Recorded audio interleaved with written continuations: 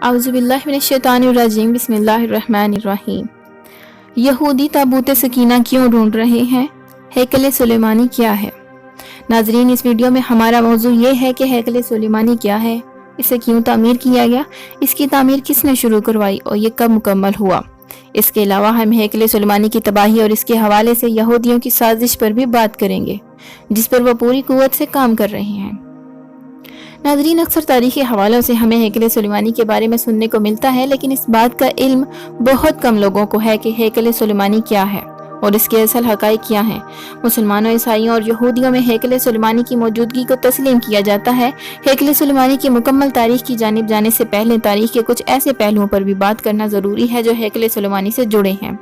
ناظرین، ہیکل سلیمانی یہودیوں کے نزدیک ایک مقدس ترین مقام ہے، جہاں جو بات قابل غور ہے اور اہم ہے وہ یہ ہے کہ یہودی سیدنا ابراہیم علیہ السلام کی پہلی بیوی حضرت سارہ رضی اللہ تعالیٰ عنہ کے بیٹے سیدنا اسحاق علیہ السلام کی اولاد میں سے ہیں، جبکہ مسلمان حضرت ابراہیم علیہ السلام کی دوسری بیوی حضرت ہاجرہ علیہ السلام کے بیٹے سیدنا حضرت اسماعیل علیہ السلام کی اولاد میں سے ہیں، جبکہ حضرت اسماعیل علیہ السلام کی والدہ صاحبہ حضرت بی بی ہاجرہ علیہ السلام کو سیدنا ابراہیم علیہ السلام نے اللہ رب العزت کے حکم پر ایک بے آباد علاقے میں چھوڑ آئے تھے، جسے اب مکہ مکرمہ کہتے ہیں۔ یہاں سیدنا ابراہیم علیہ السلام نے حضرت ابراہیم علیہ السلام کے ساتھ مل کر خانہ کعبہ کی تعمیر کی، جو آپ علیہ السلام کے لیے بڑے اعزاز کی بات تھی۔ یہودی حضرت اسماعیل علیہ السلام کی اور ان کے والدہ کی بے حد توہین کرتے تھے، اور اس وجہ سے یہودیوں کو آج تک یہ بات ہضم نہیں ہو رہی ہے، اور وہ سمجھتے ہیں کہ ایسا کیسے ہو سکتا ہے کہ اللہ کی بے حد لاڈلی قوم ہونے کے باوجود ان کو خانہ کعبہ کی طرف رخ کر کے عبادت کرنی پڑے، جسے حضرت اسماعیل علیہ السلام نے تعمیر کیا ہے۔ تعصب کی وجہ سے بنی اسرائیل کے لوگوں کو بیت اللہ شریف کی طرف رخ کر کے عبادت کرنے سے بہت تکلیف تھی، اور وہ چاہتے تھے کہ ان کا اپنا قبلہ ہو، جس کا مطالبہ وہ اپنے اوپر مبعوث ہونے والے انبیاء اللہ سے کرتے تھے۔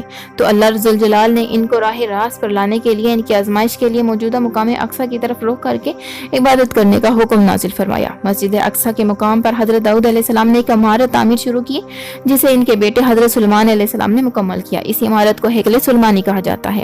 ہیکل سلیمانی دراصل ایک مسجد تھی، چونکہ اس وقت پوری دنیا پر خانہ کعبہ کے علاوہ اللہ رب العزت کا کوئی دوسرا گھر نہ تھا، تو حضرت داؤد علیہ السلام نے بیت المقدس میں اللہ کے گھر کی تعمیر شروع کروائی۔ اصل میں یہ ہیکل سلیمانی اللہ کی عبادت کے لیے بنائی گئی مسجد ہی تھی، جسے آپ کی آسانی کے لیے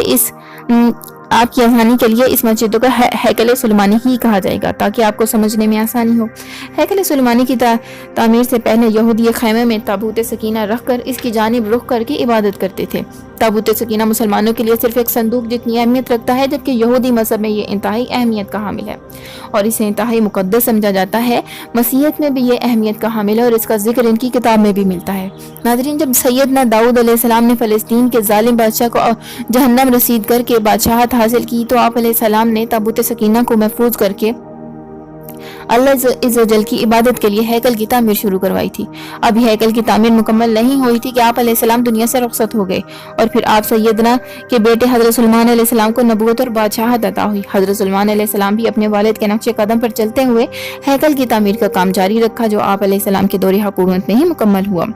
روایت میں ہے کہ جب حضرت سلیمان علیہ السلام نے اللہ کے حکم سے ہیکل سلیمانی کی تعمیر کا بیڑا اٹھایا تھا، تو جنات کی مدد سے ان کی تعمیر شروع کروائی۔ ہیکل سلیمانی کی تعمیر کے آخری مراحل میں اللہ تعالیٰ نے آپ کو بتا دیا کہ آپ علیہ السلام کی زندگی کا وقت پورا ہوا چکا ہے۔ یہ جاننے کے بعد آپ علیہ السلام نے جنات کو حکم دیا کہ ان کے لیے شیشے کا کمرہ تعمیر کریں۔ جب کمرہ تعمیر ہو گیا تو آپ علیہ السلام نے اس کمرے میں چلے گئے اور اپنی لاٹھی کے سہارے کھڑے ہو گئے، تاکہ موت واقع ہونے کی صورت میں آپ علیہ السلام زمین پر نہ گریں اور جنات یہی سمجھیں کہ آپ زندہ ہیں اور ہیکل سلیمانی کی تعمیر مکمل کریں۔ قرآن حکیم میں اس واقعے کا ذکر موجود ہے، جس پر اللہ رب العزت فرماتے ہیں کہ جب ہیکل سلیمانی کی تعمیر جنات نے مکمل کر دی، تو اللہ پاک کے حکم سے جس لاٹھی کے سہارے حضرت سلیمان علیہ السلام کھڑے تھے، اسے دیمک نے کھا کر کھوکھلا کر دیا اور آپ علیہ السلام نیچے گر گئے، جس سے جنات اور دوسری مخلوقات کو آپ علیہ السلام کی موت کا علم ہوا۔ اس لیے اس عمارت کو ہیکل سلیمانی کہا جاتا ہے۔ یہ ہیکل یا مسجد بہت عالیشان اور وسیع و عریض تھی۔ اس کے 3 حصے تھے، جن میں بیرونی حصے عام لوگوں کی عبادت کے لیے، درمیانی حصہ علماء اور انبیاء کی عبادت کرنے کے لیے، جبکہ تیسرے حصے میں تابوت سکینہ رکھا گیا۔ یہ حصہ سب سے اہم حصہ تھا، جس میں کسی کو داخل ہونے کی اجازت نہیں تھی سوائے سب سے بڑے عالم کے۔ سلسلہ چلتا رہا، یہ قوم اپنے روزمرہ اعمال میں بدتر سے بدتر ہوتی گئی۔ مورخین کے مطابق 586 قبل مسیح میں بخت نصر نے بیت المقدس پر حملہ کیا۔ اس حملے میں نہ صرف اس نے بنی اسرائیل کا قتل عام کیا بلکہ اس نے ہیکل سلیمانی کو مکمل تباہ و برباد کر دیا اور اسے آگ لگوا دی۔ اس میں موجود تابوت سکینہ کو بھی لوٹ کر اپنے ساتھ لے گیا۔ بخت نصر نے تابوت سکینہ کو خوب بے حرمت کیا اور اس بے حرمتی کی سزا اسے ایرانی حملہ آوروں کی طرف سے شکست میں ملی۔ جب ایرانی حملہ آوروں نے بیت المقدس پر حملہ کیا تو انہوں نے بنی اسرائیل کو دوبارہ بیت المقدس میں آباد ہونے کی اجازت دے دی۔ پہلے ہیکل کی تباہی کے بعد بنی اسرائیل نے اس مقام پر ایک اور ہیکل تعمیر کیا جسے تاریخ میں ہیکل دوئم کے نام سے جانا جاتا ہے۔ بنی اسرائیل کی 4 سالہ محنت کے بعد ہیکل تو دوبارہ تعمیر ہو گیا، لیکن اس میں تابوت سکینہ نہیں تھا۔